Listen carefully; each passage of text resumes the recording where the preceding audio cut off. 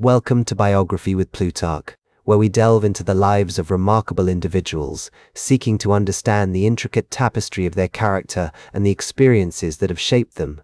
Today, we embark on a fascinating journey through the life of Carol Burnett, a trailblazing comedian, actress, and singer who has left an indelible mark on the world of entertainment.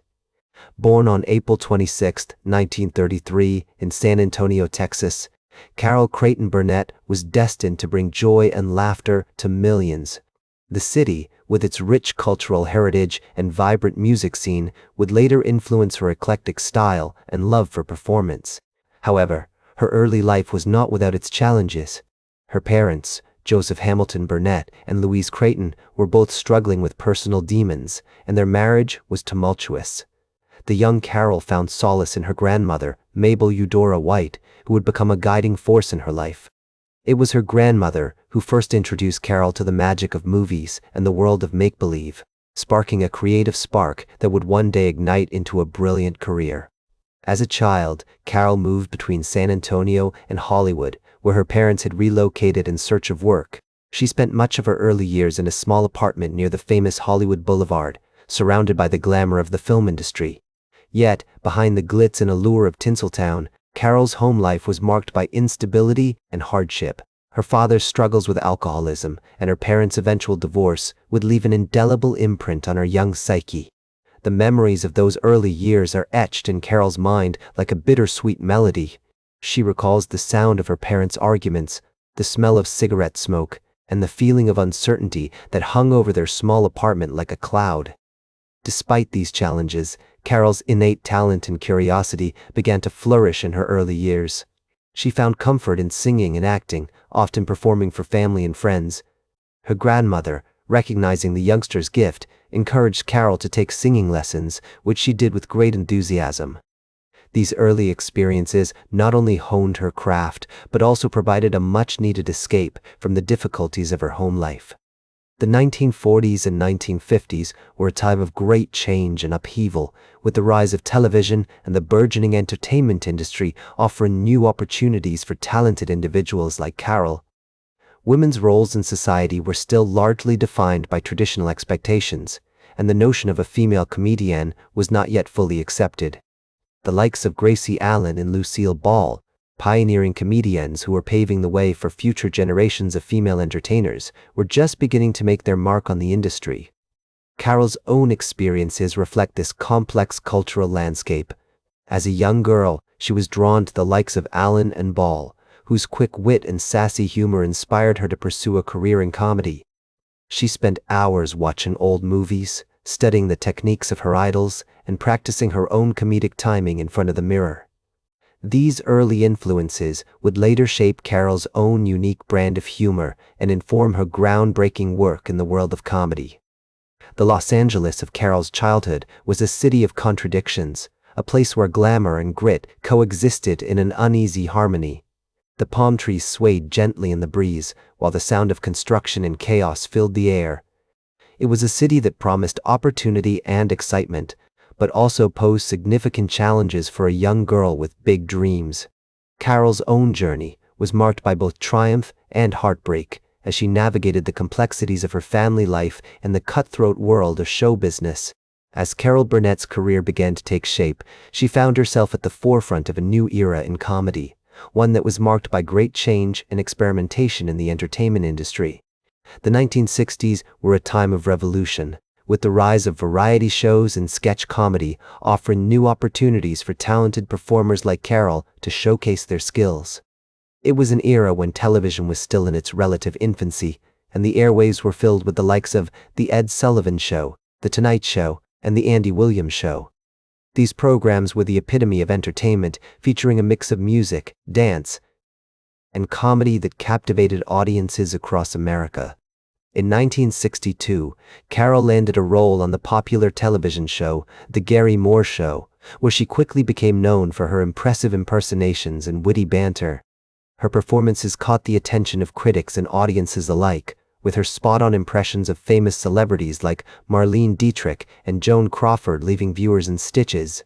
One of the most significant events in Carol's career came in 1967, when she launched her own variety show, The Carol Burnett Show.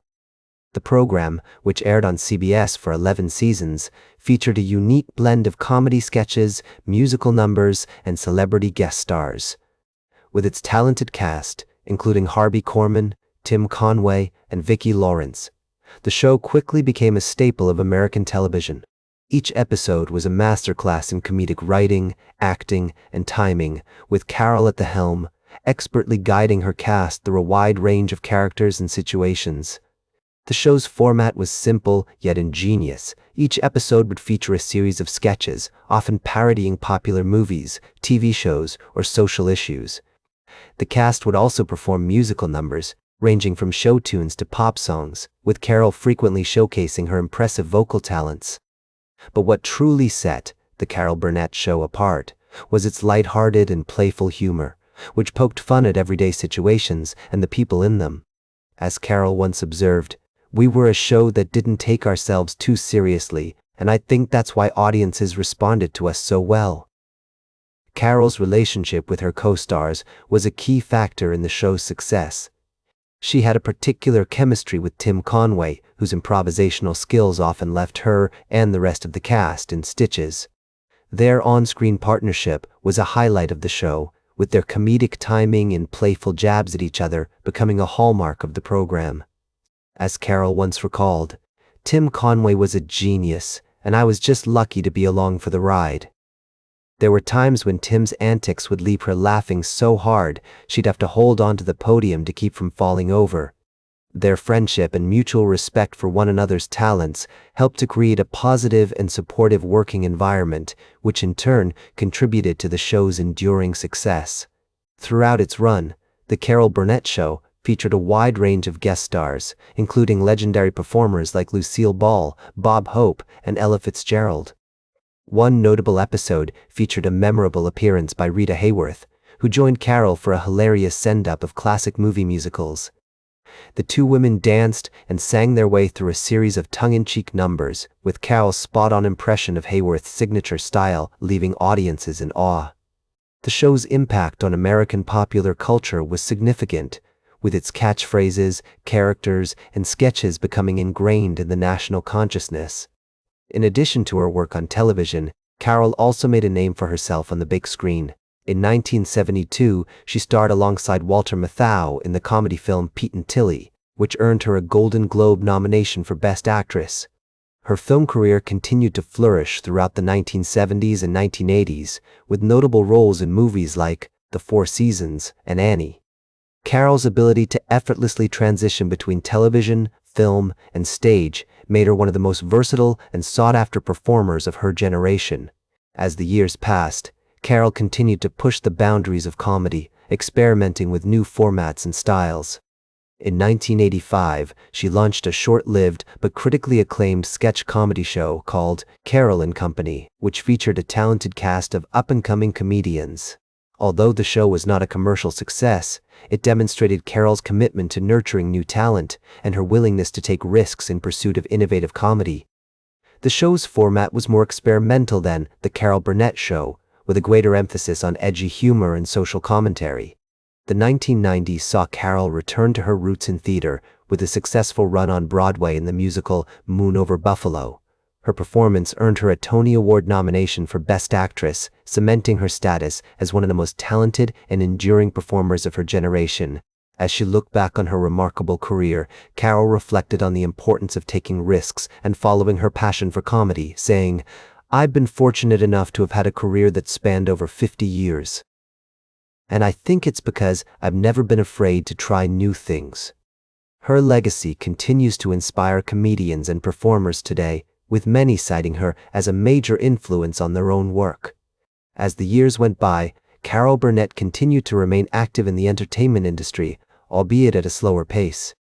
The spotlight that had once shone brightly on her during the heyday of The Carol Burnett Show had dimmed slightly, but she still managed to captivate audiences with her irrepressible charm and wit. She made appearances on various TV shows, including her own spin-offs and reunions with former cast members, such as Tim Conway and Harvey Korman. These reunions were always met with great enthusiasm from fans, who eagerly anticipated the opportunity to see their beloved comedy legends together again. Her later work was marked by a sense of nostalgia and reflection as she looked back on her remarkable career and the impact it had on American comedy. In 2001, she published her memoir, This Time Together, Laughter and Reflection, which offered a candid and humorous look at her life, both on and off screen. The book was a treasure trove of behind-the-scenes anecdotes, hilarious stories, and poignant reflections on her experiences as a woman in a male-dominated industry. As she delved into the pages of her memoir, Burnett's fans were treated to a unique glimpse into the mind of a comedy genius who had spent decades perfecting her craft and leaving an indelible mark on American popular culture. In her later years, Carol Burnett received numerous accolades for her contributions to comedy and entertainment. She was awarded the Mark Twain Prize for American Humor in 2013, joining the ranks of other comedic legends such as Richard Pryor and Ellen DeGeneres. She also received a Screen Actors Guild Life Achievement Award in 2015, recognizing her decades-long commitment to the craft of acting. As she accepted this award, Burnett was visibly moved by the outpouring of admiration and respect from her peers who had gathered to honor her remarkable achievements. Despite her many accomplishments, Carol Burnett's personal life was not without its challenges. She suffered the loss of her daughter, Carrie Hamilton, in 2002, who died at the age of 38 due to cancer. This tragic event had a profound impact on Burnett, who has spoken publicly about the pain and grief she experienced during that time. In interviews and public appearances, she often spoke about the importance of finding ways to cope with loss and to keep moving forward, even in the face of overwhelming sorrow. Her courage and resilience in the face of adversity inspired countless fans who admired her strength and determination. As Carol Burnett's health began to decline, she continued to work on various projects, including a Netflix series called A Little Help with Carol Burnett, which featured her interacting with children and offering advice on various topics. Her final public appearance was in 2020, when she attended the Golden Globe Awards and received a standing ovation from the audience. As she walked onto the stage, supported by her cane and surrounded by applause, Burnett's eyes sparkled with tears of joy and gratitude. It was a moment that would be etched in the memories of everyone present, a poignant reminder of the enduring power of her talent and her legacy. Carol Burnett passed away on October 22, 2022, at the age of 89, leaving behind a legacy that is nothing short of extraordinary. As she once said, "I think the most important thing is to have a sense of humor and to be able to laugh at yourself." Her ability to find humor in even the most mundane situations, combined with her kind heart and generosity of spirit, has inspired countless people around the world. From her early days as a struggling actress to her later years as a comedy legend, Burnett's life was marked by a sense of purpose and passion, a commitment to making people laugh and to bringing joy into their lives. Today, Carol Burnett is remembered as one of the greatest comedians of all time, a true pioneer who paved the way for future generations of female comedians. Her work continues to be celebrated and studied by scholars and fans alike, offering a unique glimpse into the history of American comedy and entertainment. Her impact on American popular culture is immeasurable, and her influence can still be felt today in the work of comedians and actors who followed in her footsteps. From Tina Fey to Amy Poehler, from Ellen DeGeneres to Julia Louis-Dreyfus, the list of female comedians who have been inspired by Burnett's example is long and distinguished. That's all for today's Biography with Plutarch. Remember to like, share, and subscribe, and until next time, remember that understanding the lives of remarkable individuals helps us better understand ourselves.